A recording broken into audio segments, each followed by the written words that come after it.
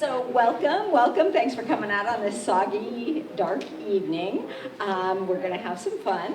And first of all, I want to remind everybody that it is still September, so it is still library card sign-up month. So this is a great time to renew your library card. If it's expired, sign up. And they are free to all Brattleboro residents and property owners. So, you know, there's no excuse for not having a library card. And your life will be enhanced by having one. Also, speaking of enhancing your life, thanks for coming to the program tonight.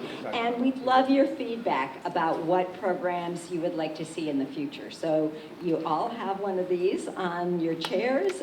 We have lots of pens and pencils, so you can fill them out. And please do deposit them in that blue box or give them to Tara, and we will attend to your wishes, because that's what we do at the library.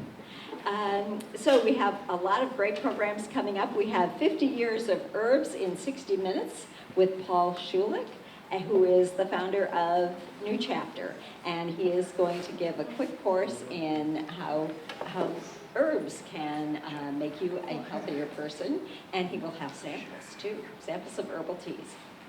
And then, speaking of local history, we have Jessie Haas, our wonderful local author, Jessie Haas, who will be reading from her new book, a book for adults, called Dearest Bloods. It's a romance of the revolution, something just in time for America 250. And as you all know, the Literary Festival is coming up. You can see a wonderful array of books by authors that will be featured this year. And we also have a special event for adults and kids, and we are going to have the author and illustrator, the graphic novelist, Joe Knowles and Lennis Falk will be here. They'll be talking about this book that they wrote together. Somebody's gonna end up crying. And they'll also be doing a drawing workshop for adults and kids.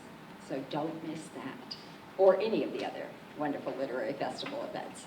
And then finally, in November, we have a memoir by Deborah Lee Leskin, Reviving Artemis. And this is the story of her learning to hunt and her first hunt, and also interwoven with a lot of family stories. So speaking of stories, I'm so happy to introduce tonight somebody that made my life here possible. I am so thrilled to introduce to all of you who may have forgotten about him, where'd he go? My predecessor and the person that gave me the foundation to do the wonderful work that I do, Jerry Carboni.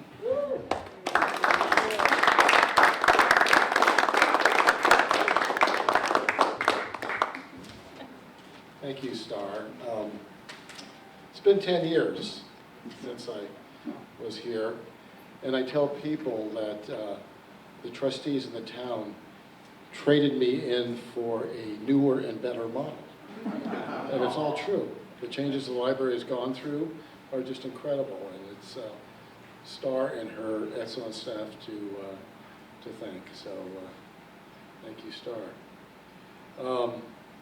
So thank you all for coming out tonight. Before I go any further, I want to thank Mary Beth Fleming, but I don't think she's here tonight. She's a library employee who put me back in touch with Kevin after many years, and has a little story to follow. I also want to thank the Historical Society, Joe Rivers and the board, the Literary Festival, the Friends of Brooks Memorial Library, and the Brattleboro America 250 for co-sponsoring the talk tonight. So back to my story about Mary Beth. She works in library acquisitions and wrote to Kevin for a copy of his book, Vermontiana, which he has over on the table. Kevin said no problem. Then he graciously donated a copy to the library. In his email reply to Mary Beth, he mentioned him driving down to Brattleboro in the early 1980s to research in the library. And he mentioned working with a staff member of the time by the name of George Lindsay. I don't know how many people remember George, but this is what Kevin said. "I have fond memories of George. He helped me when I was working on Charles Phelps of Marlborough, and we had a shared interest in Brattleboro Civil War photographer George Hunt. George Lindsay and I came to work at the library about the same time in the late 1970s. George was a genealogical local history savant, having been born in Brattleboro and returning to his hometown after some years of studying, working in Manhattan. When George arrived back in his hometown, he quickly got a library card and would come in every day as a patron to do genealogical research. He got to know the staff well, and when a job opened for an accounts clerk, George applied and got it. Soon after coming to work, the library director, Maris Morrison, recognized his interest and capabilities beyond his accounting, and his responsibilities expanded the local history and genealogical collections, which at the time were contained in one small aisle on the mezzanine. You wouldn't believe it. It was all the way to the north side, and there were like 3 ranges of stacks taken up by hard copies of the Brattleboro Reformer, these big, huge books that took up a lot of space. Of course, we had microfilm, so once we got rid of those, we were able to expand and renovate the area. George, working with Maris, soon began to draw plans to expand the space, and it made truly a special collections area with the library's artwork, its rare historical books and documents. Unfortunately, George passed away in 1988 at the young age of 46. It was a horrible time here for us. A life cut too short, but he did live to see most of his plans realized with local history and art storage. Among his other accomplishments, he was also a founding member of the Brattleboro Historic Society in 1983. So to bring this story to current times, I started an email thread with Kevin to compliment him on his book, Vermontiana, but also found out that he had a new book that came out in the summer of 2024 on Ira Allen. Kevin quipped to me that an invite from every county in Vermont to talk about his book came to him except for one, Windham County. I promised him I would try to remedy that, so that's when Starr enters, Tara O'Brien, the programming person, Joe Rivers, Bill Holliday of the Historical Society. We had a short Zoom meeting, and everyone said, let's bring Kevin down to speak.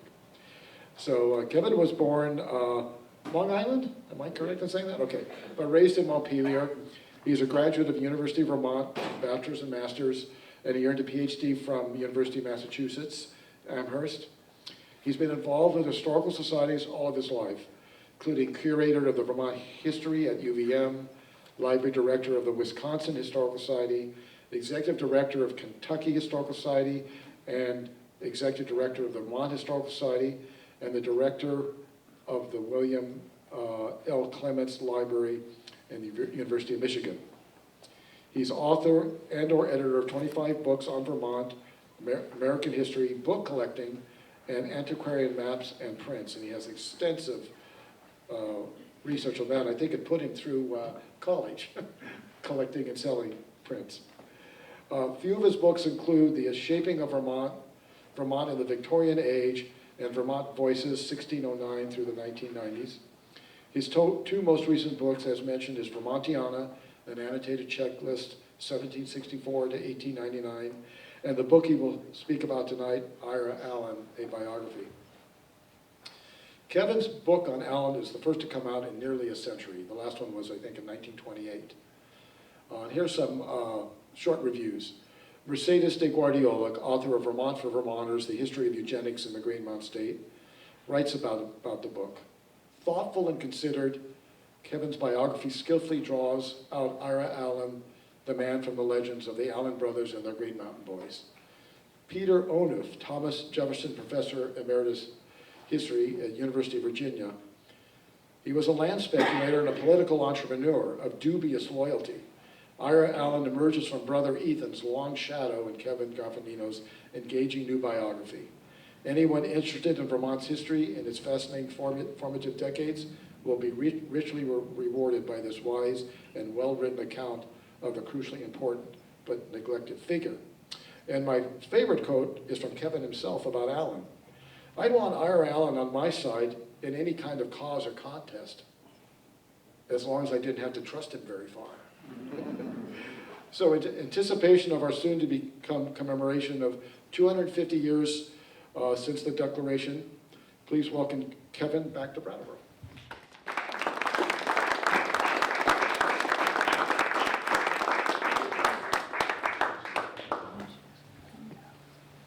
Driving down, I was trying to remember, is this coming through here? Yes. On? All right. Last time I spoke in Brattleboro, I think was at the train station in the 1980s. So I suspect most of you were not here then. Well, let's start our program with 2 commercial announcements before our regularly scheduled program. All right. We are having a special sale today. Jerry tells me that this is the most literate town in Vermont and the richest town in Vermont, and that you people buy more books than any town in Vermont. So, everybody here will want to go home with a copy of the Ira Allen biography. It's $25 retail from any bookstore that you can find it at. I will sell you one tonight for $20. Lest you think I am a shameless grifter, I pay $15 a piece for each of these. So I make $5 a copy. It gets worse. How many of you are collectors of something? Wow, many more than in most towns I speak. How many of you are grandparents? Okay. Who's got the most grandchildren? 2, 5. Okay, each of you needs to buy one copy of this book for each of your grandchildren. This is a guide to collecting Vermont history. If you collect anything, you should be moved to collect the history of our state in this 250th era. This is a list of 154 maps, books, pamphlets, prints that you ought to own if you like Vermont history.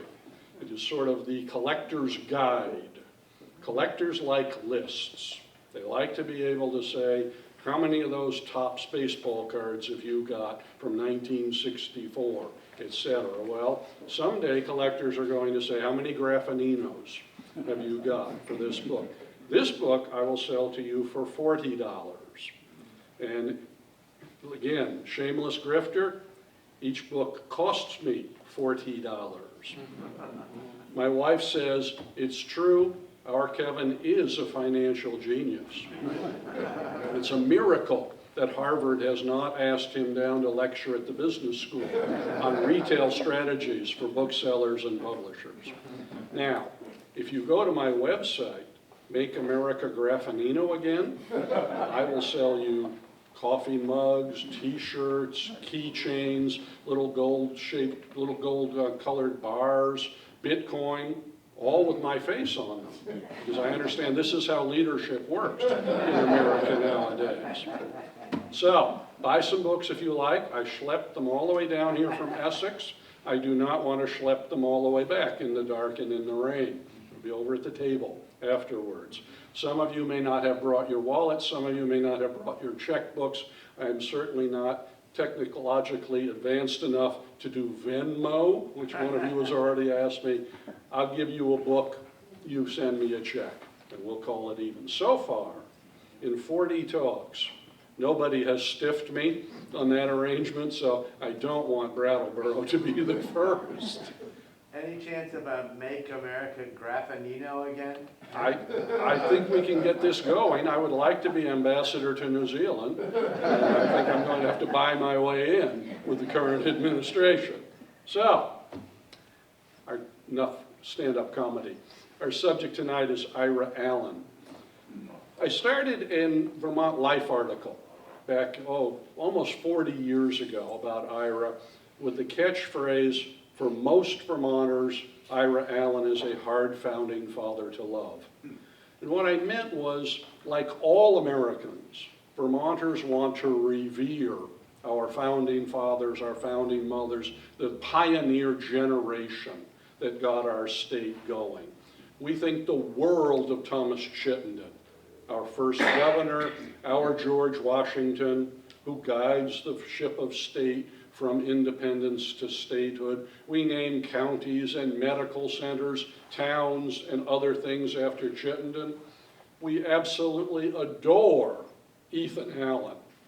We name everything we can think of after Ethan Allen. Military units, highways, our pets, our children. Ethan Allen is our Davy Crockett, our Daniel Boone. The big, tough frontier hero who beat up the Yorkers and brought Vermont into existence. If Ira Allen has a counterpart in his own generation, nationally, it's Aaron Burr. Somebody else who reached too high, had too big a vision, had too selfish an outlook, and fell from grace with history. My principal point tonight is, I don't care whether you like Ira Allen or not. I'm not that fond of him at some stages of his life. You cannot put him on a pedestal, but you've got to have him in the picture. If you leave him out because you can't worship him, then you are missing a huge amount of the 18th century Vermont story. And your picture of early Vermont will be substantially incomplete.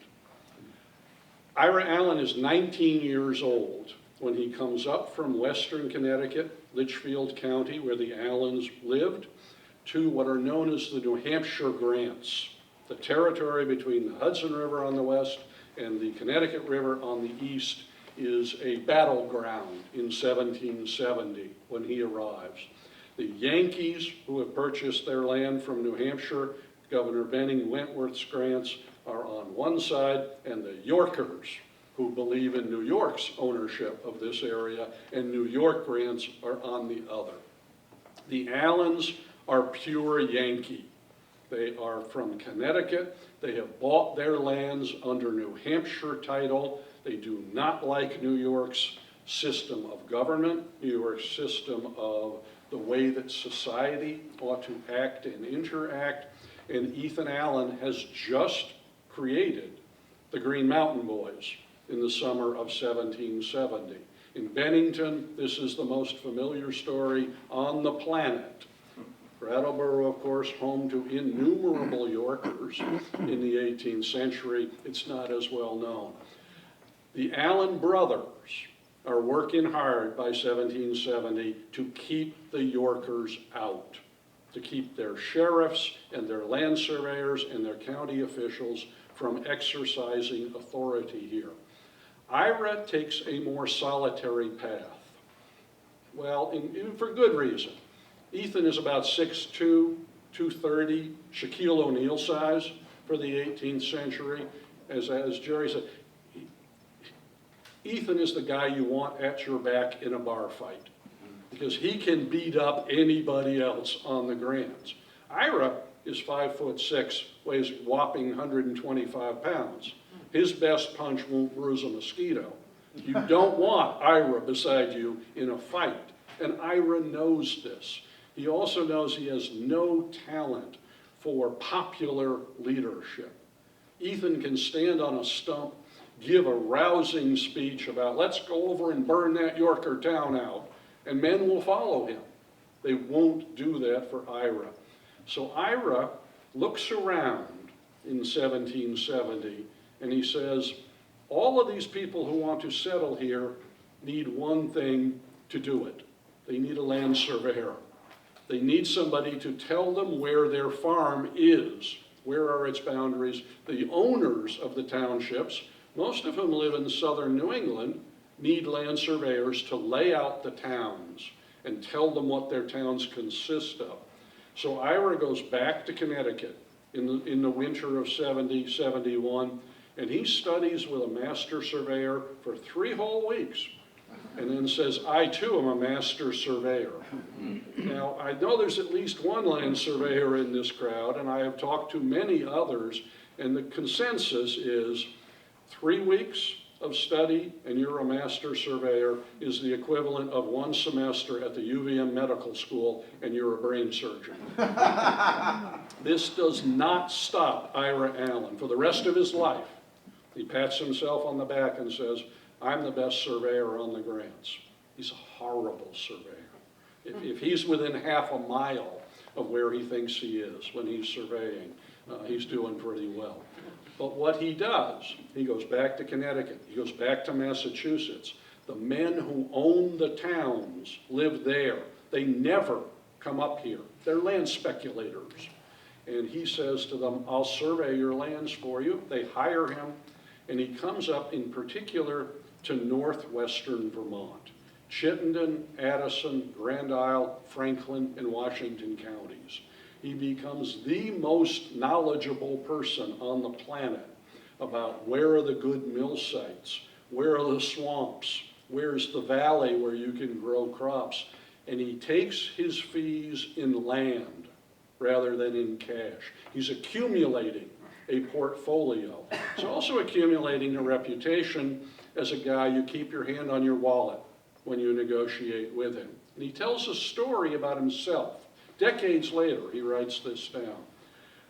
I went and surveyed the town of Mansfield, which is today Stowe and Underhill. And he finds out that his Mansfield land is the top of the mountain, which is worthless in a pre-Volvo, pre-tourist ski industry day. He goes back and tells the town owners, I will sell any land I own in the grants except my Mansfield lands. And they say, well, why is that, Mr. Allen?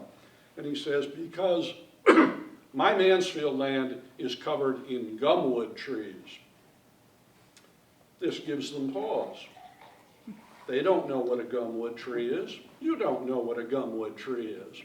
So they ask him, what in the world does that mean? And he says, a gumwood tree is like the cherry tree. It's a hardwood. It's wonderful for furniture or flooring or paneling. It's very valuable.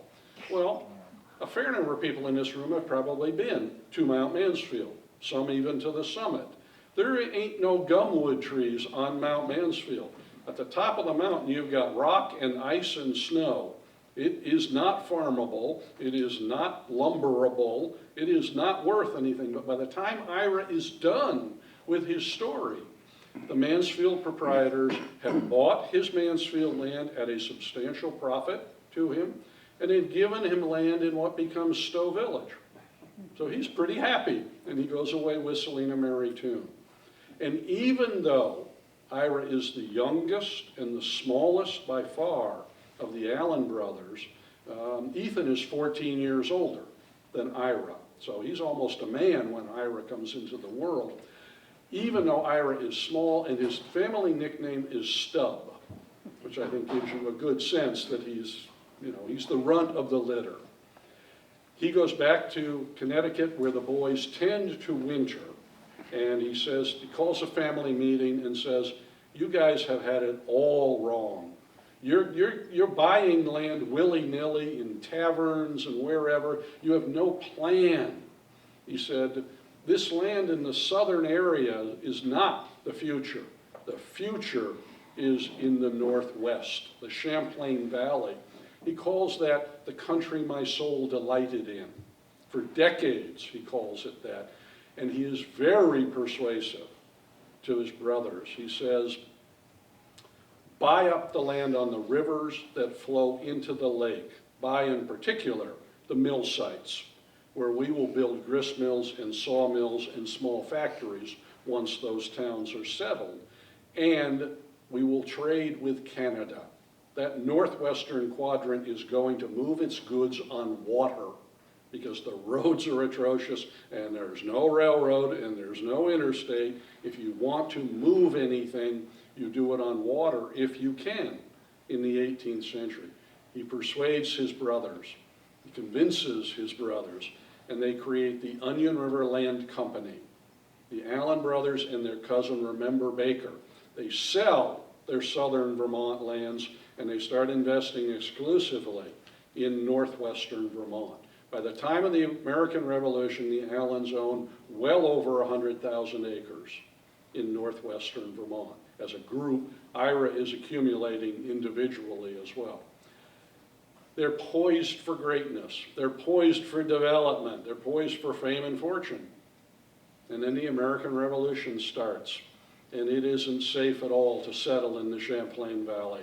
You settle north of Rutland or north of Windsor on the east, and you're likely to get swept up by British and Indian raiding parties, because the British in Canada are a powerful military force.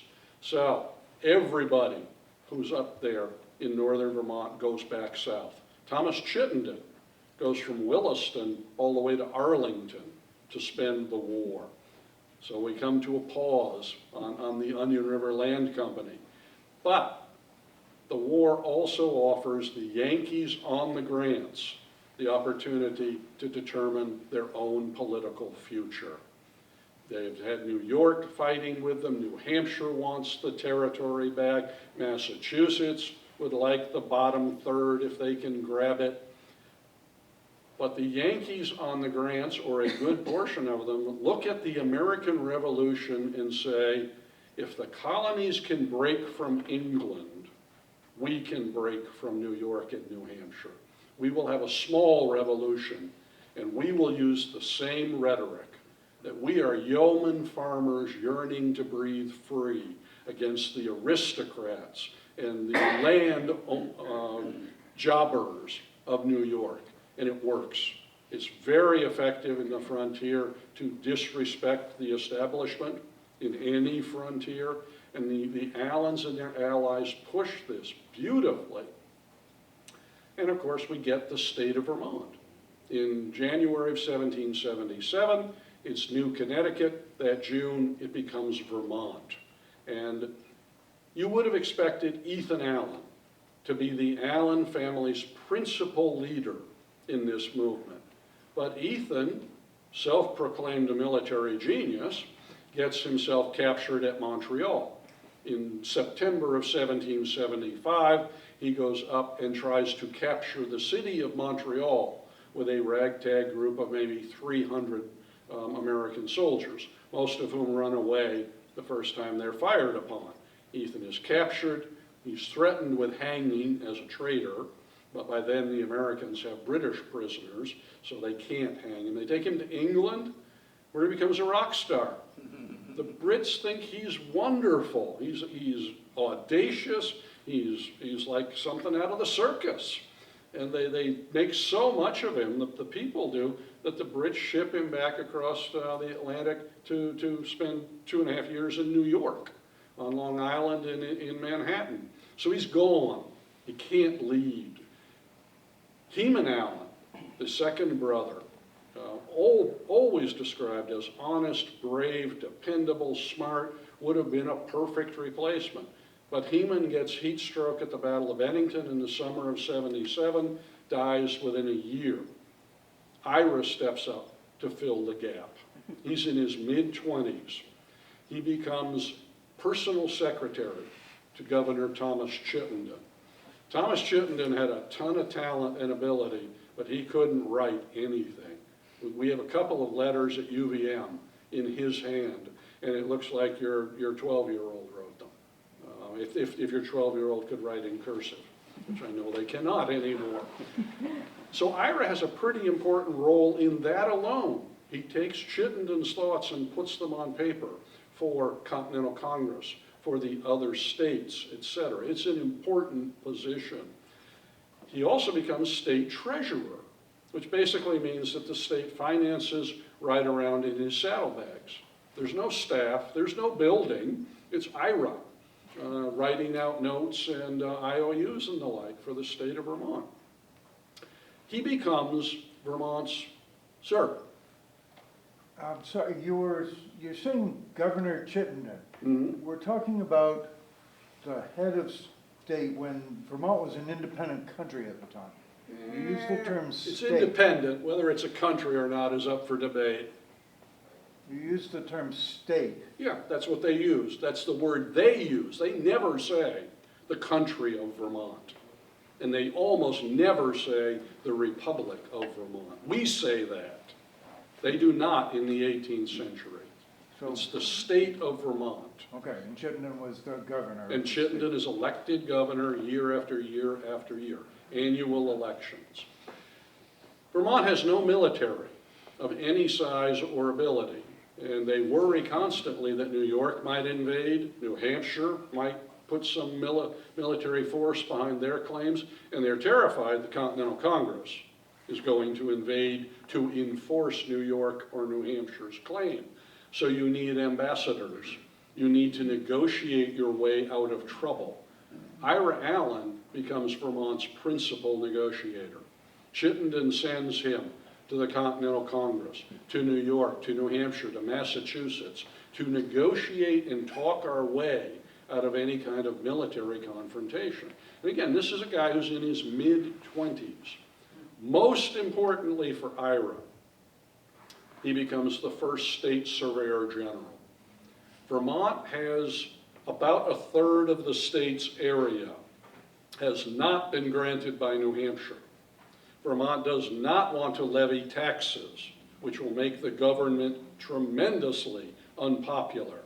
The way around that is you grant new townships in the ungranted areas, and you take fees from the new owners. You raise cash by giving away land. The Surveyor General is in charge of this. Well, Ira is the biggest land speculator in Vermont.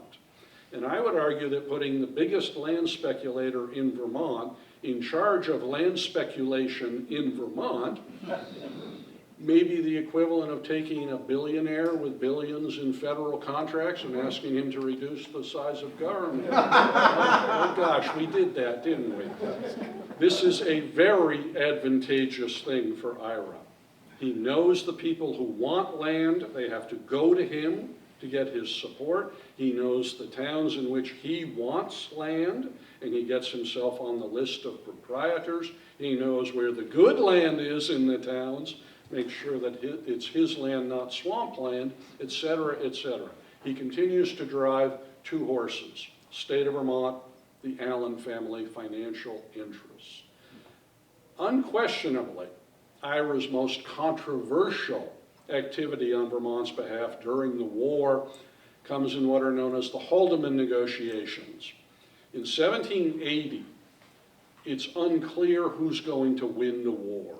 We've had some successes. Saratoga is a massive success for us, but so have the British, and nobody really knows. And the British authorities in England look at the map and say, there's this little state up there that keeps claiming independence, keeps asking the Continental Congress to be admitted as the 14th state, and Congress keeps saying no, not during the war, not while New York objects, not while we have other priorities. They're frustrated that they can't get in. How about we make them part of the British Empire again? We give them their autonomy, we confirm the New Hampshire land grants, we give them their own government, and we split them off from New England. If we do that, we might win the war, because that might lead to other states doing the same thing. So they send a British spy to talk to the only Vermonter that the Brits know. They know Ethan Allen. He'd been in there, he'd been over across the Atlantic, etc. He had written a best-selling autobiography. He took Fort Ticonderoga. They know him, he's a celebrity. And the British spy comes to Arlington or to Sunderland and says to Ethan, what do you think? They won't let you in to the United States. Do you want to go back to England? And Ethan's response is, well, I don't want to be Benedict Arnold, who's just been exposed and almost captured and is anathema to all patriotic Americans. And Ethan goes on to say, but it's an interesting idea. We should talk about it. So the Brits start to send emissaries, and a small group of Vermonters, Thomas Chittenden, Ira Allen, Ethan Allen, the Fay brothers, one or two others, are in on this. It is tremendously dangerous because it's treason, if you're an American, to be talking to the enemy about splitting off from the American Revolution. If you read any biography of Ethan Allen, and one comes out every 5 or 6 years and will during our 250th, which lasts for another 16 years here, because we got to go through to statehood in 2041 is our 250th. Those biographers, without exception, Ethan was in charge.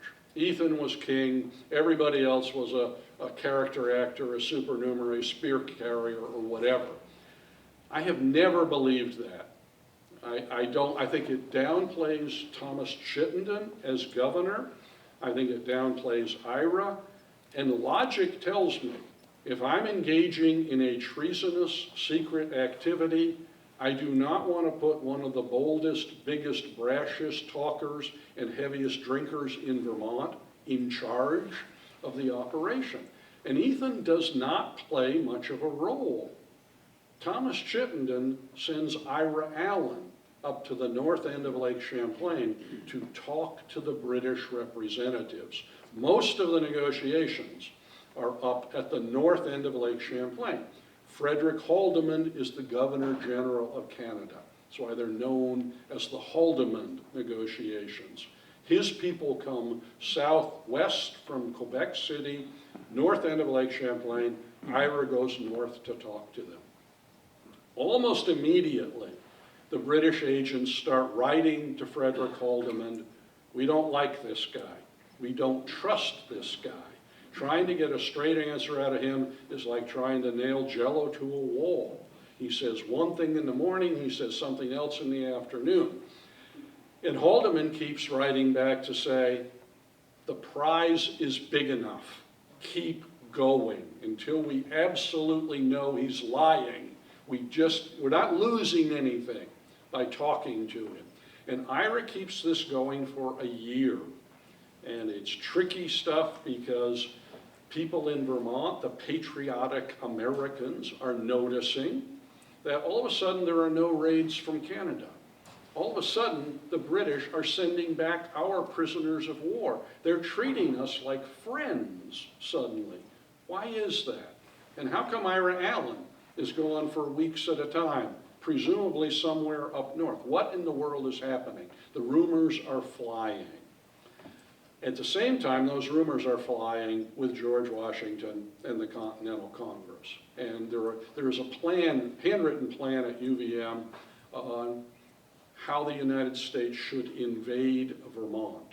Where should the armies come from? How many men do you need? What's the strategic military way to do this? So it's not a secret anymore. And finally, the Vermont legislature says to Ira, all right, come to open session with the public in the galleries and explain yourself. Ira goes. In the gallery are people who are curious, but there are also 2 British spies from Canada, because Haldimand sent them down. Find out what he says when he's not up here talking to us. Ira gives one speech and makes both sides happy. And as he writes later, is it not curious to see 2 opposing sides, each believing what they wish to believe and thereby deceiving themselves? I think that is curious. I also think it takes a backbone of titanium to pull it off. Because if you're caught, the Americans will hang you. If you are caught by the British, at best, they will imprison you. And Ira manages to walk the tightrope. Both sides, the Americans go away thinking, yeah, we're just tricking the British. We're fooling them. We're keeping them bottled up in Canada. And the Brit spies go back and say, yeah, it looks like he really means to do it. Well, now, Haldimand has limited patience, though. In the fall of 1781, a year into this, he sends an army to the south end of Lake Champlain. 1,500 soldiers, not militia, not volunteers, trained fighters. And he sends with them a proclamation welcoming Vermont back into the empire. Now, if that gets released, it's fish or cut bait time for the Allen brothers. They either have to flee to the British lines for safety, or they have to do the very improbable task of persuading the people of Vermont that they want to rejoin the British Empire. And if they could have gotten more than a third of Vermonters to say yes, I'd have been shocked. So this is a bad, we're on the precipice time. And then the news comes from Virginia. Cornwallis has surrendered at Yorktown, and the war is over. There may be skirmishes, there may even be battles, but the British are not sending another army across the Atlantic. In all practical terms, the war is over. Haldeman knows it, takes his army back to Quebec without issuing the proclamation. And from that day forward, Ira Allen spends 20 years controlling the narrative. And the narrative is brave yeoman Vermont farmers kept the British locked up in Canada. We saved northern New York, we saved Vermont, we saved northern New Hampshire. We won the American Revolution, and by God, we want credit for it. And this becomes the Vermont story about the negotiations. For 150 years, no Vermont historian writes anything other than that about the motivation of the Vermont conspirators. It's not until at least the 1940s that other historians point out that financially it was to the Allen brothers' particular advantage to rejoin Canada, or at the very least to keep Vermont independent, to negotiate its own trade agreements. And they point out as well, for more than 5 years after the war ends, Ethan and Ira Allen keep telling the authorities in Canada, we're serious. We want to rejoin Canada. We never meant to be part of the United States. We don't want to be part of the United States. So there's a fair amount of evidence that while Vermonters would never have agreed to it, for the Allens, it was an option they considered. As Ethan said at one point, Congress has closed the door to the South. They're not letting us in. England has opened the door to the North, and we have to think about going through it. And I don't say that to be critical of the Allens. I don't want us to put 2025 visions of patriotism. They must have known the United States would become the greatest nation in the world, et cetera, et cetera. Nobody knew that in 1781. It was a country in the making, a country a-borning, and lots of people looked out for their own interests first and or switched sides. I don't criticize the Allens for, with the southern door closed, you look at the northern door. So the war ends, and it's like letting a dam loose in terms of settlement of the Allen acreage, because now you can go north of Rutland. You can go all the way to the Canadian line, and settlers pour into the Champlain Valley. It's wonderful agricultural land. It's much cheaper than land in Massachusetts and Connecticut, and the population really starts to soar. Thomas Chittenden moves back to Williston. Ethan Allen moves to Burlington. Ira Allen moves from Sunderland, where he had sat out the war. His home, now greatly enlarged, is an inn in Sunderland. There's a historic marker in front of it. He moves up to the falls of the Winooski River. If you're at all familiar with Burlington and Winooski, the falls of the Winooski, which is today the city of Winooski, was then the town of Colchester. Ira owns the entire town of Colchester. The falls are a magnificent water power site. You are powering everything in the way of industry and mills with water. There is no electricity. There is no solar power. You power with water, and Ira knows that those falls are among the best mill sites in Vermont. He builds mills, he builds a dam, he builds a house. If you know Winooski, downtown Winooski, where the Eagle Block is today, approximately where Ira's house was. And he starts to build the delayed plan, the fortune. He gets sidetracked along the way in the 1780s. He gets married, first time in his life. He's 38, his bride is 25. He calls her my favorite Miss Enos. He marries Jerusha, the daughter of General Enos, the founder of Enosburg. He helps get the University of Vermont going. How many of you are UVMers in one way or another? Rest of you couldn't get in, huh? Everybody knows in 1791 that Vermont is going to create a university because we've been let in, finally. March of 1791, we become the 14th state. We beat out Kentucky. I used to work in Kentucky. I used to joke, yeah, it's because nobody in Kentucky could fill out the paperwork. They didn't think that was nearly as funny as I did. Damn Yankee has a certain epithet power to it in Kentucky. But everybody knows that summer, we've joined, we're in, U.S. Senator, Congress people, etc., because a new state should have a university. It's a mark of pride. It shows you're real. The other thing that people are really excited about is, hey, maybe we need a state prison. And towns all over Vermont are hoping to be the home of the state prison because it's an economic driver. It means jobs. So the university, the legislature makes it known. Yep, we'll charter it in the fall session. The question is, where is it going to be? Where is it going to be located?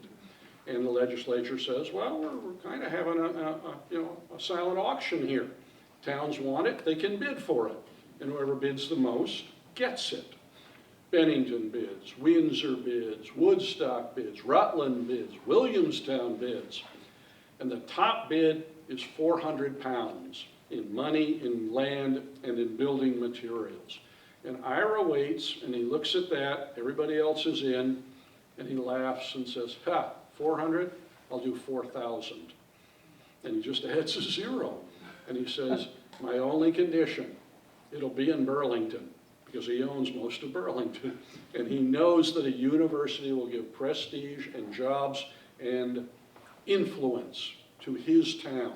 If you know the UVM campus, the Central Green, Waterman, the Royal Tower Theater, that's all Ira land. He donates it and says, that's 1,500 pounds. And the new trustees, who don't have a nickel to their name, they don't have any students, they don't have any faculty, they don't have any buildings, say, great, 2,500 in cash, right? Coming right now? And Ira says, it'll be there soon. It really will. Well, he never pays the 2,500. He can't. He doesn't have cash flow. And I think I went to UVM, my family has 8 UVM degrees, I raised money for UVM. I think it's ironic as all get out that the highest level of giving at the University of Vermont is the Ira Allen Society.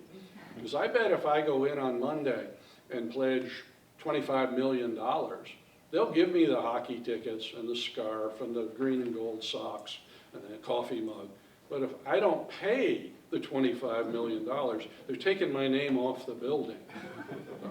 Afterwards, some of you may want to ask, why is there a statue of Ira on the green? And why is there an Ira Allen chapel for a man who never went to church? I will answer that for you if you're interested. So, these are detours. The plan is the important thing, and the plan is you take the products that an agricultural frontier creates. Lumber, you have to chop down trees to get your farm going. Potash, you burn your trees and you make potash, which is used in making glass and other products. If it's really refined, it's pearl ash, and it's used in making soap. It's valuable, and it's a lot more transportable than lumber. Grain, the agricultural things that you create, you're going to send them north on Lake Champlain, which flows north into the Richelieu River, which flows north into the St. Lawrence River, which flows east by northeast to Quebec City. Quebec City is the most populous town in North America. It is the commercial center of what Ira hopes to accomplish. Vermont products go north. We sell them in Quebec. We make a lot of money. We bring back in the other direction the manufactured goods from Europe that we want but cannot yet make. We have no factories. And it's easier to trade through Quebec City than it is through Boston or New York. It's a great plan. They set up Brother Levi, Tory during the American Revolution, the sad sack of the Allen brothers, lovable, but if he touches something, it's going in the toilet. Everything financial that he tries. He sets up as a trading post at St. John, north of the border. He's palatable to the British because he had been a Tory. He'll manage the Canadian side. You know, it's a great plan. Money go in both directions. Give us the cash flow to manage the 200,000 acres that Ira and the boys now claim in northern Vermont. It falls apart pretty quickly on three principal points. One, we're now part of the United States. Our trade agreements are not the Allens and Quebec City. It's the United States and England. So we are under very different rules than if we had made them ourselves. That's a problem. Two, you have to go past British customs at the north end of Lake Champlain. And sometimes the British customs officers are nice guys and they let you through. Sometimes they're grumpy and you have to bribe them. And sometimes they're really grumpy and they just throw everything on your raft into the water. So this hinders consistency of profit. And most importantly, you have floated your timber rafts all the way to Quebec City. And the Quebec merchants rob you blind because you can't float your stuff back and you can't cross the Atlantic on a raft. So they offer you 2 cents on the dollar for what you bring them. And Ira's correspondence is full of denunciations of the stinkers at Quebec and how they're cheating him. It's a bad situation. They're not making any money. But Ira has a plan. And this is one of the things I love about him. You or I might get discouraged occasionally under these conditions. Not Ira Allen. He mortgages half of his best land. Franklin County, Chittenden County, doesn't sell them, takes out loans. He gets a pile of gold, puts it in the false bottom of a steamer trunk, puts it on a ship, and crosses the Atlantic. It's the first time he's ever left North America, really one of the few times he's ever been anywhere. And he goes to London, and he asks for a meeting with the colonial secretary, or at least some undersecretary of importance. And he sits and he waits. He goes over there as General Ira Allen, because he got Chittenden to make him a major general in the state militia. So he'd have a title. He'd be a someone. This doesn't cut any ice at all in London. They remember him from the Haldeman negotiations. He's a badly dressed, seemingly sly and devious colonial wannabe. He is not related to any duke or marquess. He didn't have any importance at all, so they make him wait. Finally, they let him in, and he unveils the plan. And the plan is the Richelieu is an uncertain highway. In the spring, the water is too high and our rafts get busted up. In the summer, the water is too low and we can't get over the shallows. Let's build a ship canal around the pesky parts to connect Lake Champlain to the St. Lawrence River to England, so that Ira can take a sea-going vessel from Burlington across the Atlantic. Northwestern Vermont will prosper. Canada, well, everybody but Quebec, because he doesn't have any use for them. Canada will prosper. England will prosper. And yeah, Ira Allen may come out ahead as well, but that's not why he's doing it. He's doing it for other people. And the Brits keep him waiting. And they make him sit. He says, they kept me dancing attendance in outer offices. He's sitting out there with the secretary in the waiting room, hoping to talk to somebody. And finally they let him back in and they say, you know, this is a pretty good idea, but what do we need you for?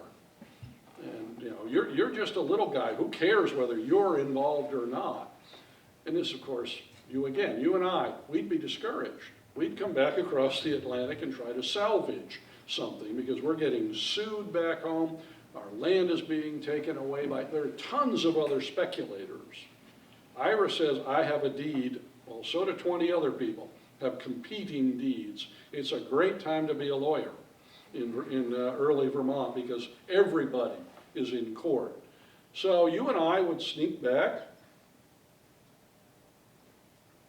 We would try. Is there anything salvageable? Can we curtail some of the dreams? Not Ira Allen. Good thing about Ira, if plan A doesn't work, there's always a plan B, which is the exact opposite way of achieving the same goal. You can't deal with England in 1796. What do? You cross the channel and you go to France, England's greatest enemy in the world. And you go to Paris. This is after the French Revolution, mind you. All the aristocrats in France are dead. Their cats and dogs have been assassinated, etc., etc. The guillotine has been mighty busy. France is ruled by the Directory, 3 men at the top of the pyramid. And Ira gets in to talk to them because he spouts the rhetoric of revolution. Liberté, égalité, fraternité. The Directory really believes in exporting democratic revolution. They want to turn Europe into a hodgepodge of democratic republics. No more kings, no more aristocracies. And Ira is really good at this rhetoric because he's been using it since the 1770s in Vermont's defense. They let him in, and he says, here's the plan. You guys want to export revolution? You want democracy? What about Canada? The Brits took Canada away from you in the French and Indian War. The great majority of the population is French-Canadian. They are your brethren. They are yearning to breathe free with the boot of British tyranny on their necks. You give me guns. I will take them across the Atlantic. I will personally recruit 10,000 Green Mountain Boys. We will overthrow the weak British garrisons, which are weak in peacetime, in Canada, and you'll send a fleet with a small army next spring, and that will secure it. And we will declare a new country, the Democratic Republic of United Columbia. And he says, you and I, gentlemen, we're sophisticates, we're philosophs. We don't need symbols and rhetoric, but the little people do. So he gives them a flag, which is still in the French archives. 4 horizontal rows of silk, red, white, blue, and green. The French tricolor, United States colors, and presumably the green is for Vermont, because the Green Mountain Boys are going to staff this revolution. The Directory loves it. They've got tens of thousands of free guns that they captured in their wars with other nations, because a British gun and a French gun and an Italian gun and a German gun are not interchangeable. There are no AK-47s here. If you've got Austrian guns, you can't use them in the French army. So they give Ira 20,000 muskets. They give him 24 cannon. And they give him paperwork saying he bought it. They give him great, great French paperwork. You know, Mr. Ira Allen of Vermont has contracted. It's all hooey. He didn't pay a nickel. He didn't have any money to pay. This is cover for the real story, because the real story is a revolution in Canada. Ira takes the guns. He gets a small American vessel, which is a great name for a gun runner. It's called the Olive Branch. And he loads it up. He can only fit 15,000 muskets on it. He can't take the cannon, and he sets sail from Ostend Harbor. He's going across the North Atlantic to fame and fortune and success. Because when they get their Democratic Republic, he has told the Directory, you know what we should do after that? We should build a ship canal around the pesky parts of the Richelieu. And I will take ocean-going vessels from Burlington, Vermont, to France, and we will trade together. And yeah, I'll make a little money, but that's not why I'm doing it. He gets 3 weeks out across the Atlantic, and you have to figure that MI5 or MI6 or whatever the heck they were calling it back in the 1790s was active in Paris, because the Brits knew what was happening. and they send a warship after him, and they capture him 3 weeks out. They haul him and his ship and his guns back to Portsmouth. And the first thing they do is charge him with fomenting a rebellion in Ireland, which is in a near state of rebellion. And Ira says, wait a minute, I'm 3 weeks out in the other direction? What do you think, I was just tricking you, not going directly to Ireland? And the Brits say, well, no, you're right. You were going to Canada, and which is absolutely true. And Ira pulls out the French documents. He says, no, look, I bought the guns. I'm going to sell them to the American state militias. I'm a businessman. And the Brits, how many of you had to read Bleak House in college or high school? It's not very popular anymore. It's a Dickens novel. Its principal central core is Jarndyce versus Jarndyce, the longest running court case in British history in the novel. I think Dickens read about Ira Allen and just changed the names. Because the Brits keep him in court. They don't imprison him. They don't do anything to him physically. They just torture him to death with their legal system.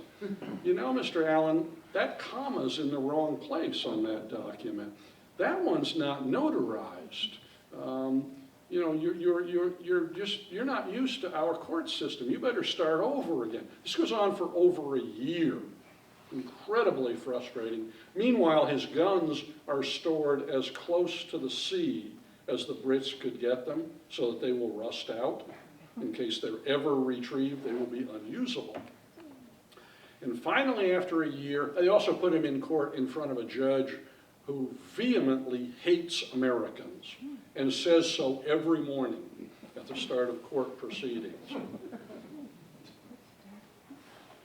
Finally, after a year, the Brits say, your paperwork's pretty good, but you need more. And Ira makes the worst decision of his life. He goes back to France.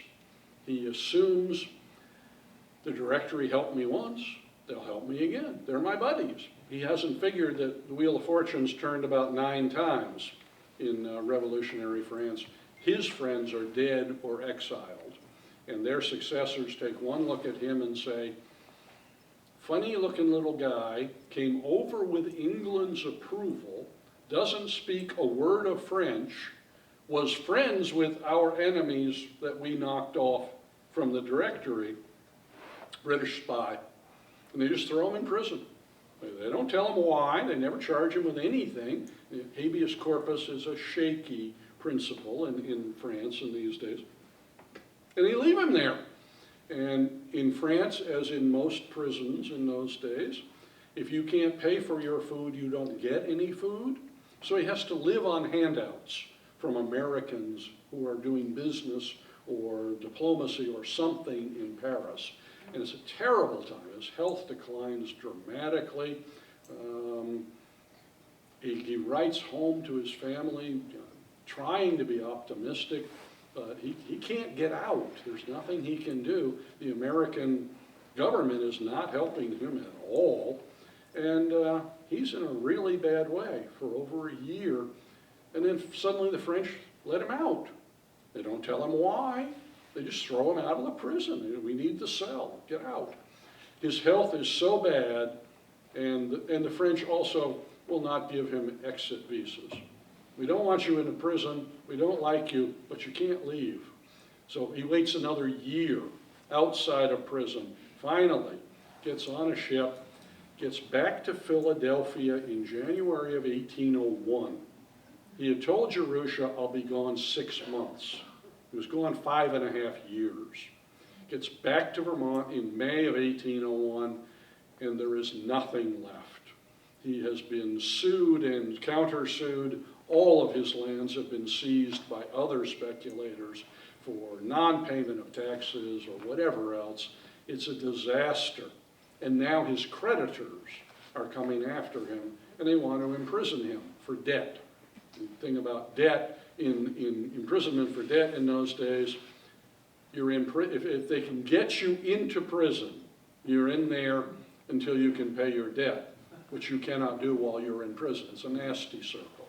And sometimes prison is the edge of the town, not a physical building. But still, you're in trouble.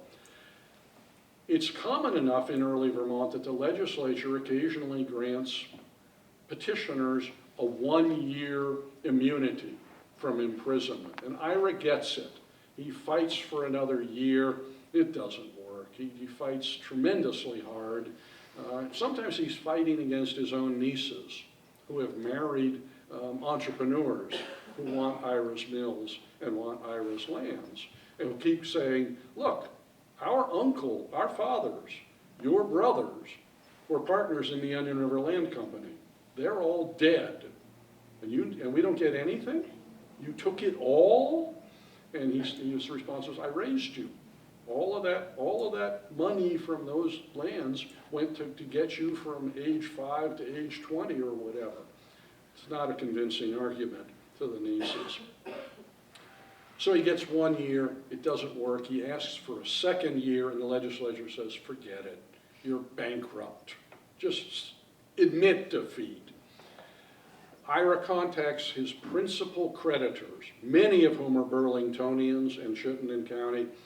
He says, all right, come to my house Thursday night.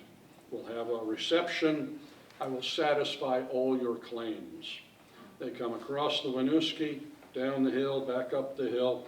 They go to his house. They eat and drink in his front parlor.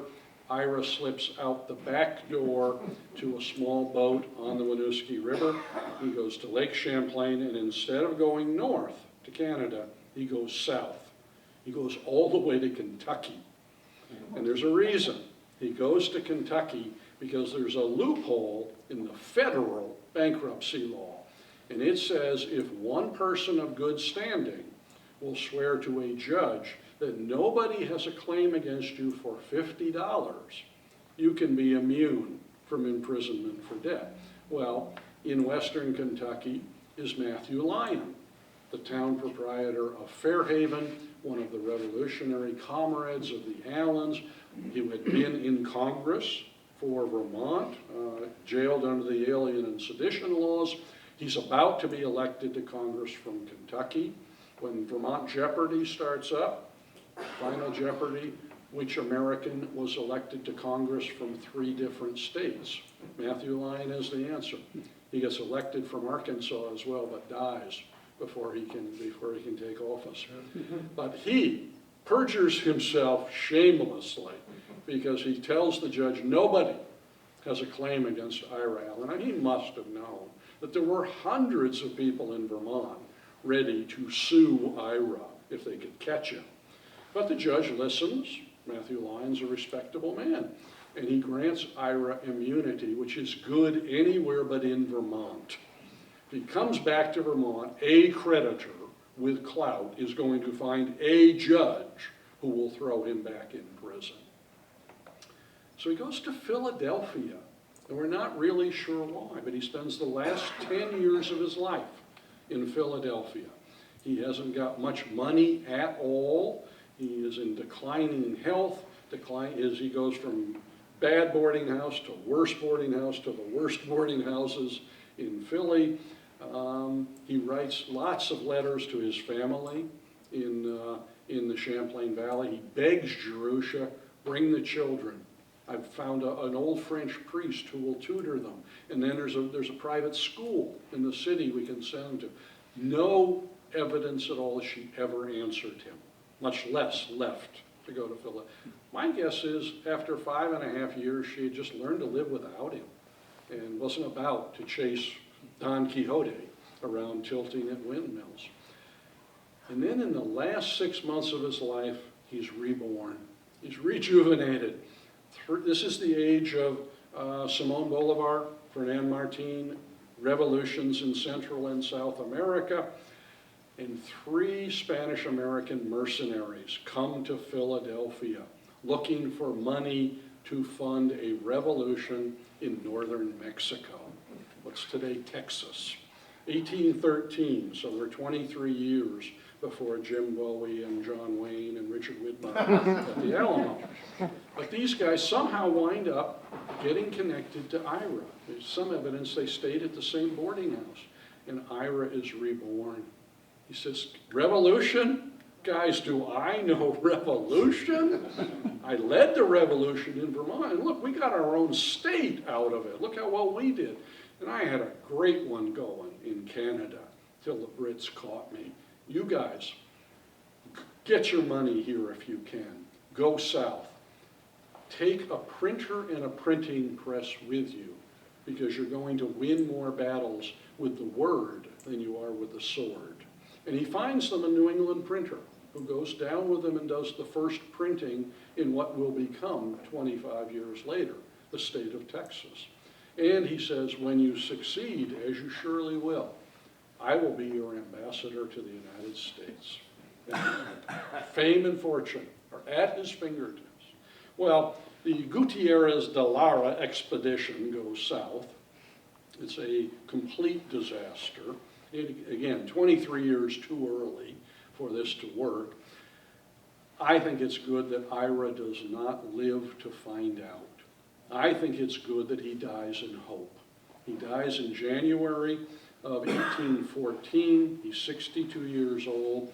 The attending physician puts down retrocedent gout as the cause. I think just as accurate to say he wore out, that the year in a French prison, a decade of decline, the most prominent characteristic of Ira's last decade is that he keeps publishing.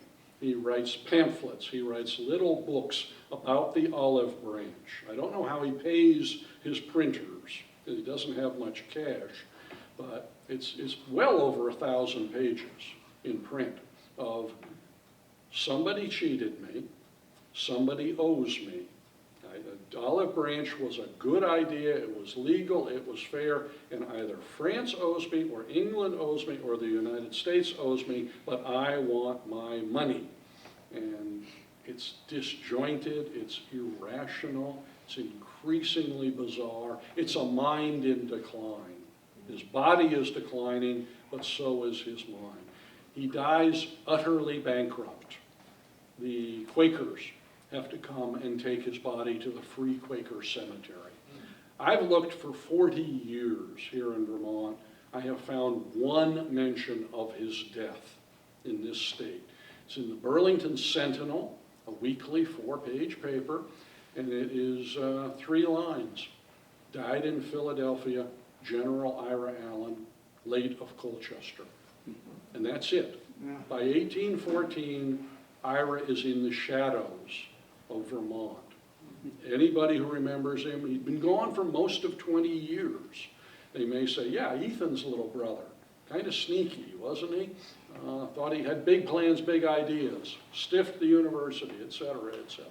He's already not reputable. And he stays in those shadows for the next 230 odd years.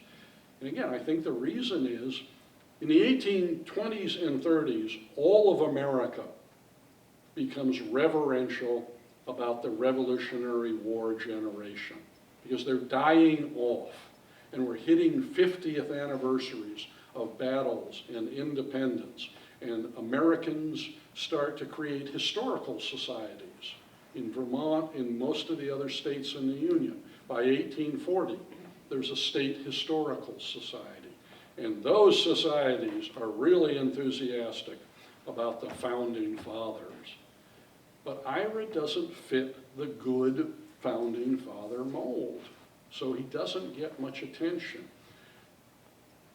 I don't care whether he fits the good founding father mold. What he does fit, he is the perfect Vermont exemplar of the frontier visionary. Most of us in the 1780s and 90s in Vermont would have looked to the boundaries of our own farm as the boundary of our vision. Can I cut down enough trees to put in a crop? Can we make it through the winter? Can we survive up here? Ira looks at Burlington when it has a population of 200 people and sees a shining city on the hill. He sees the university thriving. He sees it bringing scholars and people and students to Burlington. And he sees the future that most of us are way too short-sighted, and he dares to try for it. Almost none of us will put our life on the line to try for something, and I certainly include myself in this, most of us. Ira does. He is bold, he is daring. Like most frontier visionaries, he fails. Most frontier visionaries in America go bankrupt.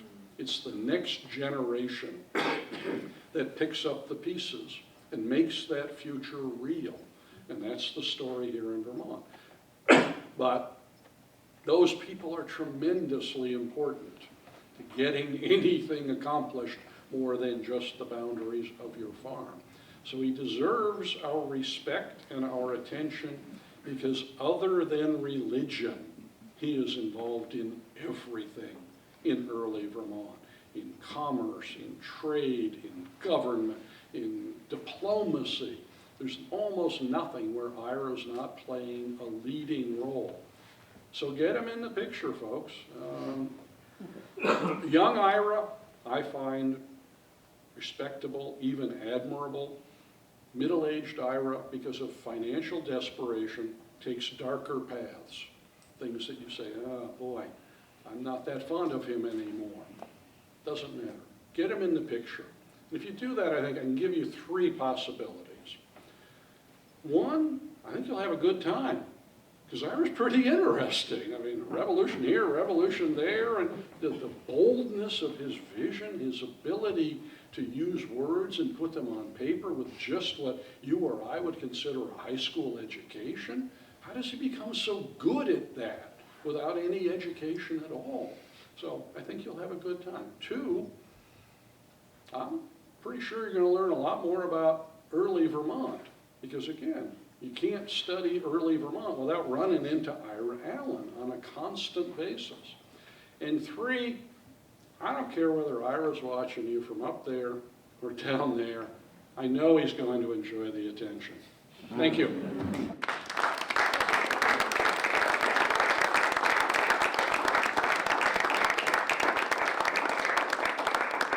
All right, we move on to questions, rebuttal. Mike here, so. If I've made anybody upset enough to want to rebut, and what I think of as short speeches disguised as questions, so you can show your neighbors how smart you are. This happens about every 10 talks. It's always a man. No woman has ever stood up after one of my talks and made a speech. Every once in a while, some guy is just burning to show what he knows. Not tonight, I hope. I got a long ride home. Sure. So no speech and no rebuttal. Ah, good, good. Just a question. But it's regarding the blind spot, Yeah. religion. What little I know of Ira, of coming from Connecticut, had Puritan or Congregationalist backgrounds, Congregationalist, yeah. and eventually became, I believe, a deist. Yeah. Whether or not you speak specifically about Ira or the Allen family in general, can you share more about, I'm the local Congregationalist minister, so can you share more about their religious allegiance, or why perhaps, how did the Puritan faith influence them or not influence them? How did they move towards deism? I'm quite interested in that one blind spot. Thank you. Ethan Allen is the most famous deist in 18th century America. A deist, roughly defined, believes in God, but believes in God all around us, God of nature, no need for priests, no need for churches, no need for any kind of intermediary between us and the benevolent deity around us. This is anathema to the congregational establishment of 18th century America. And when Ethan dies, we have documented cases of congregational ministers in New England writing gleefully in their diaries, died and went to hell, Ethan Allen of Vermont, stopped by the grave of the infamous Ethan Allen and lo, he burns in hell in many torments. Because he published Reason, the Only Oracle of Man, which is that Ethan wanted to be taken seriously as a philosopher. He wanted Thomas Jefferson and members of the British Academy and philosophes, Voltaire and others in Paris, to write to him and say, what a magnificent book. And they don't do it. It's a backwoods version of their philosophy. It's remarkable for someone with Ethan's lack of education, and we've gone back and forth for years about whether he actually wrote it or did his friend Thomas Young write it. Ira is very much in the same mold. I find no evidence in his life that he was a church member. I think he was a believer in a philosophical religion, but not in a hierarchical or an institutional religion. Moderately common with some of the founding fathers, Thomas Jefferson, Ben Franklin, two of our most prominent examples of free thinkers. Not in step. I would say most Vermonters believed in a church, whether it's Baptist or Methodist or Congregational. Not a lot of Catholics in Vermont in the 18th century, but that's why I find it very curious that there's an Ira Allen chapel at my alma mater, and I know you want to know, so I'll tell you. The reason is because in the 19-teens, a wealthy Westerner named James Benjamin Wilbur decides to retire with his millions to Manchester, Vermont. And if you've ever been to Manchester and you've been to the Wilburton Inn, that was his house. It's about the size of this building. And Wilbur, we don't know why, he decides to become an avid and enthusiastic collector of Vermont history with his millions in a time when it makes me salivate to think of the prices he was paying. I want a time machine so I can go back and grab some Vermontiana. And he decides that his mission in retirement is to write a biography of the sainted Ira Allen, who he writes 800 pages and publishes it himself. And it's a hagiography. It's the biography of a saint. Ira was perfect. Ira was pure. Ira had no bad motives. Ira deserves more attention. And Guy Bailey is president of the University of Vermont at this time. And Guy Bailey had been Secretary of State for Vermont. He's a politician. He's smart. He knows how to raise money. And he reels James Wilbur in, writing him, the letters are at UVM. You're so smart, Mr. Wilbur. You're really wonderful. We're so lucky to have you in this state. How'd you like to be on the Board of Trustees? Oh, that's great. That's really wonderful. What would you like to do? You'd like to put up a statue of Ira Allen on there? Oh, that's terrific. What would you like the plaque to say? And the plaque says, Ira Allen, if you were a student, you walk past it every day for 4 years. It says, Ira Allen, General Ira Allen, founder of this university, founder of the state of Vermont. The order might be switched. Now, neither is actually true. He was not the founder of the state of Vermont, although Wilbur's biography has a subtitle, Founder of Vermont. And he's not the founder of the university. The legislature founds the university, but it's there in Burlington because of him. So, and then Bailey says, gosh, Mr. Wilbur, that's wonderful. You know, we're a traditional university in a college town. We don't have a very good chapel. Could you build us a chapel? So they build that beautiful neoclassical chapel on the northeast corner of the green. And Bailey says, who'd you like to name it after? Ira Allen? Oh, that's great. We'd love that. Founder of the university, you know. So there's a chapel, a religious building on the University of Vermont campus to a guy who had no religion that we know anything about.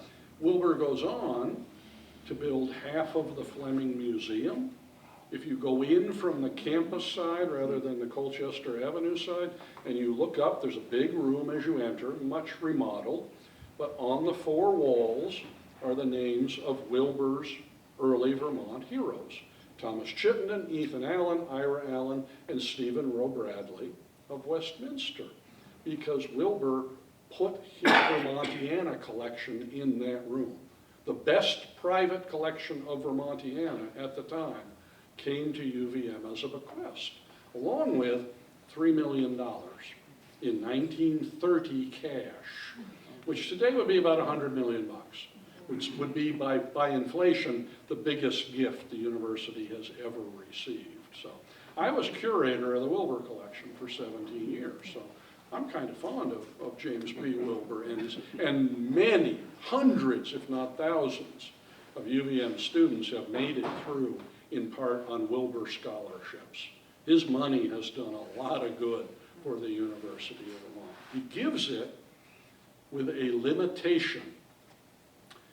In 1930, the state's population had not risen for a century. The nation's population quintuples, 5 times bigger. Our stays just about flat. So Wilbur puts in a limitation that the College of Arts and Sciences could never rise beyond X number of students, because the university will always stay the same size, right? Yeah, great idea. And then UVM's population starts to skyrocket with the states in about 1940. And the university has to keep throwing departments out of arts and sciences. Chemistry, that's not really a science. We'll put that in the College of Agriculture. Art department, well, that's not really an art, so we'll throw that somewhere. And they do this until it becomes really embarrassing.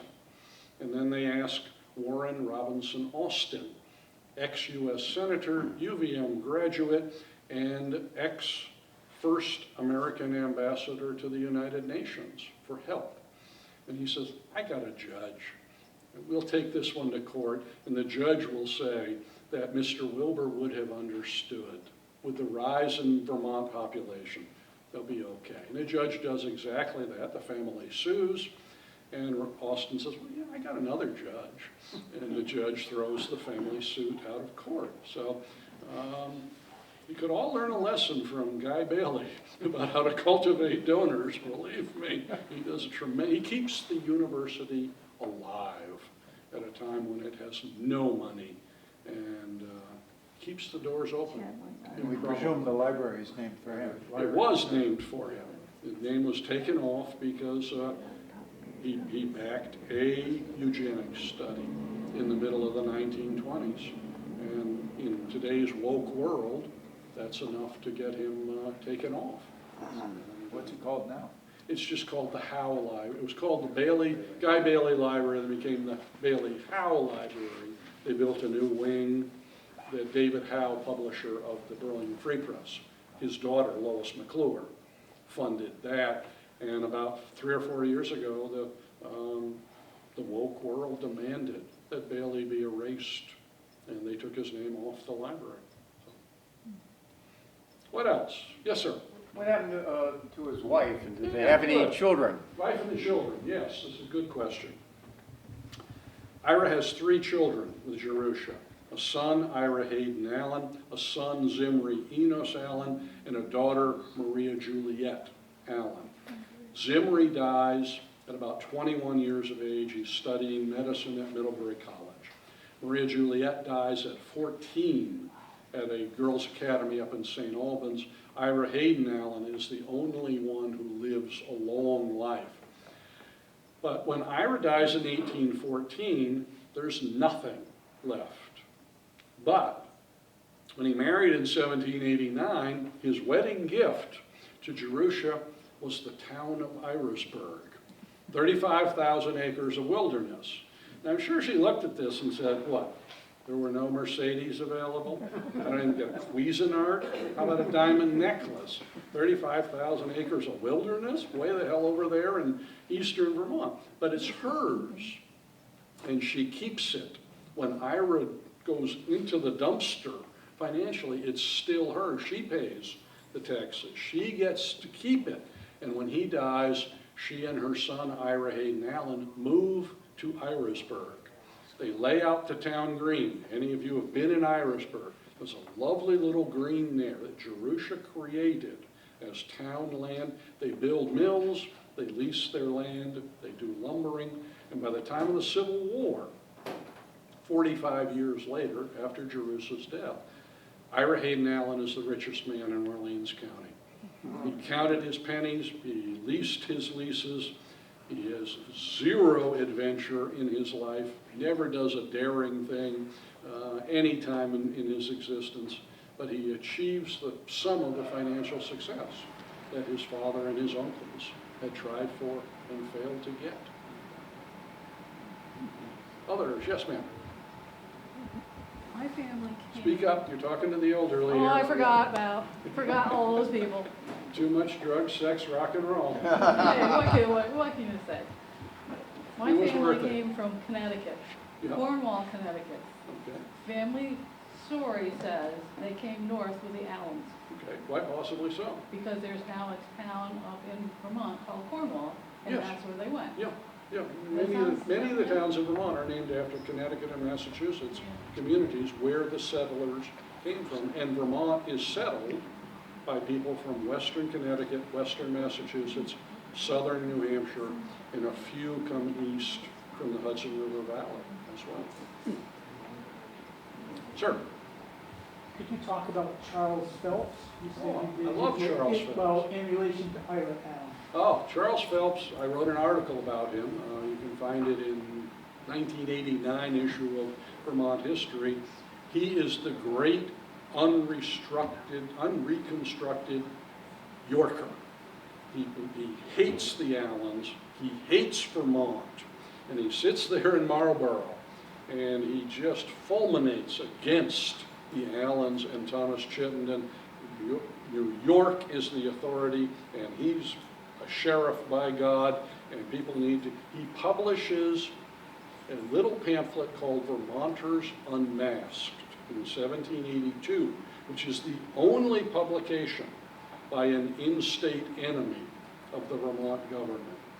The Allens dominate the print culture of early Vermont. There's no Twitter, there's no Instagram, there's nothing electronic.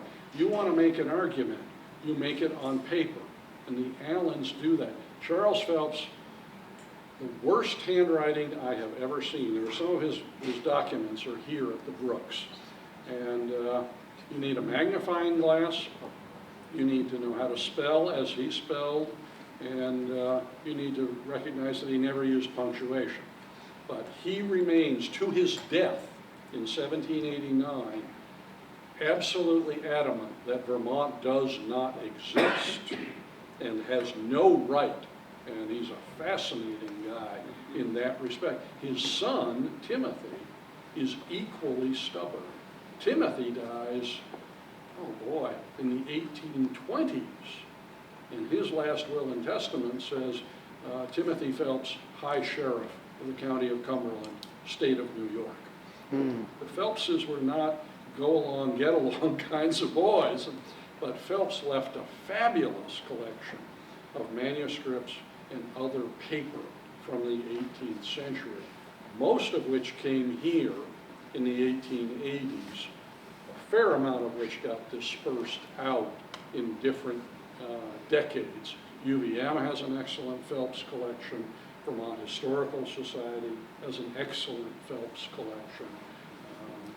I hope I gave Phelps good attention, but there's no saying somebody else can't come along and do him over again 40 years later. So I think he's the most outspoken, daring Yorker in the state of Vermont. He does not give up. He never recognizes that Vermont has a right to exist. But what I see is that his life sort of mirrors Ira Allen's, and that they both had these visions that Yeah. didn't happen. They both ended up without anything. Yeah, Charles Phelps his vision isn't as big and his fall isn't as dramatic. So reportedly about 6 feet tall, 300 pounds. I I met one of his descendants once who looks just like a portrait of Charles Phelps. The guy was also 6'2", 300 pounds. I thought, wow, that's a strong gene pool you guys have got there. Phelps he's not well liked, to say the least, because he blusters and he brags, and he's got a big voice, and he tries to push people around. The Yorkers don't much like him, who are supposed to be his allies. But yeah, go back, read that article. This is a very interesting guy, a couple of towns over. So maybe one more question to give Madam, Kevin she's some had her time hand to up. sell some books, although you've heard the story tonight, but still you need to read it. Kevin, this is a very academic question. In your book, you say Allen was early, before coming to Vermont, a hog dealer. Actually, he dabbled. Levi and Heman were more, I think he was working for his older brothers. Heman ran a general store. And I think Ira, as a teenage boy, is trying a little bit of entrepreneurial something or other. But dealer, yeah, I would say he tried it once. But I understood in your book that at one point, he drove 400 hogs from Connecticut to Albany. And I'm just wondering, how does one do that? Well, it's easier than herding cats, I assume. You get yourself a group of young men, and you try and keep your herd together.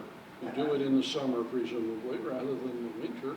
But how else do you get four-footed animals to a market other than driving? And the Allens try a lot of stuff. Ethan is an ironmonger, briefly. Heman runs a general store. Levi comes up and tries in Vermont and as far out as upstate New York. He tries to make money from hunting and getting deer skins and other pelts to market. They're only moderately successful at any of it. And I really like Levi. Levi, we have a lot of his letters at UV, and he's lovable, but boy, can he screw things up. And one of the reasons I like him is he puts his heart right on his sleeve. There's no deception with him. There's no attempt to be sly as there is with Ira. And he writes these wonderful love letters to his wife, Nancy. He's often away, or she's away. I guess she was fleeing. And they're just, the sun, the moon, the stars do not shine as bright when they are not together. I almost cannot breathe when I think of you not in the same room with me, my dearest love. Ira signs his letters to Jerusha, your friend Ira Allen. I mean, I'm more romantic than that, for God's sake. But Levi drinks heavily. He fails financially. He goes as far south as Florida, as far west as probably close to Buffalo, and it doesn't work. He gets imprisoned for debt, where the jail was approximately where the old YMCA is. The building is still there in downtown Burlington. And he writes a letter to the jailkeeper and says, you know, it's pretty boring in this building. Can't you build a racetrack around the jail so I'll have something to watch when the horses go by? But boy, if you wanted to partner who would drive you to bankruptcy, you pick Levi Allen as your pick. And he dies in debtor's prison. And in those days, at least the rumor, if not the legal fact, if you took the body of a deceased debtor out of prison, you were liable for his debts. Supposedly, they buried Levi in the jail yard as a result. And I don't know that that's true, but he's worthy of more study than he's gotten. But his vision is smaller than Ira's, considerably less practical. And anytime Ira goes into business with him, Ira's going to be in serious trouble. But he's lovable. He's the sad black sheep of the family. He's a Tory during the American Revolution. Well, I see a new book coming. No, I'm doing more books on Vermontiana. I'm convinced I'm the only one left in the Vermont collecting world who can write these books. Thank you for making this long drive today, and Enjoyed it. really I like Brattleboro. enlightened about, maybe they can change the Ethan Allen Furniture Company to the Ira Allen Furniture Company, you know, if There you go. they're taking names off things, why not? All right. Thank you so much. I'll be over there.